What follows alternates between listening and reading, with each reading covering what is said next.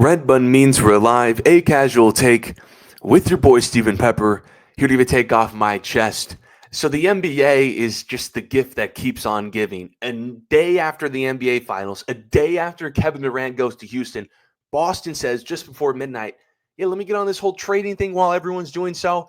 And they ship Jrue Holiday, their veteran champion point guard, to the Portland Trailblazers for Anfernee Simons and 2 second-round picks. That's it. They only gave up Jrue Holiday for an Anfernee Simons and 2 second-round picks. Now, am I surprised by this move? Certainly the timing. It was, a day after the finals and at midnight. But trading Jrue Holiday, no. Because listen, we all kind of expected Boston to shake this roster around, given that next season will be sort of a down year due to Tatum being out for the entire season due to his Achilles injury. So they needed to start shopping around some of their players, like your Jrue Holiday, who will be 35 years old, going on 36 next year, who just didn't fit their timeline anymore, to build the best possible roster for when Tatum comes back. So with that in mind, I really like this move for Boston because I don't see a scenario where they can lose here. Anfernee Simons is someone who I've liked for years. He's 26 years old and just entering his prime, and he's a really good scorer. His last 2 years in Portland, here's the numbers. He's averaging roughly 21 points per game with 5 assists with 3.2 three-pointers made. This is someone who can, step in, get a bucket, hit a couple threes. Now, he doesn't play defense, never been known to do that, and he's been playing losing basketball for quite some time. So I think Portland, trying to speed up the rebuild here, understood that and said, yeah, we don't really see superstar anymore, so we're going to ship him off because he's on an expiring deal. And that's the key. Simons being on an expiring deal is the key here. And that's why I think, again, Boston can't lose in this situation because they get a younger, higher upside, cheaper player. And all they gave up, that's it, was just a regressing 35-year-old who doesn't fit their timeline anymore and makes a boatload of money. And so if Simons does work in Boston, great.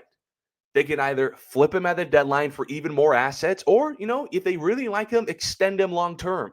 But if not, hey, doesn't matter. They can let him walk in free agency because now they have a couple second-round picks in their pocket to play with and a ton of cap space to work with in the offseason when Jason Tatum returns.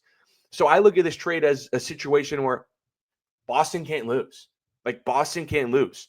So next season is going to be, to me, like this tryout for Anfernee Simons, like an experiment to, see what you got. Can you fit on this Boston Celtics team?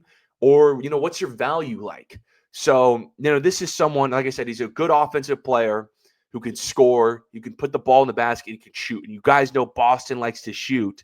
Simons in the last 4 seasons is on this short list of players who make 3+ three-pointers a game.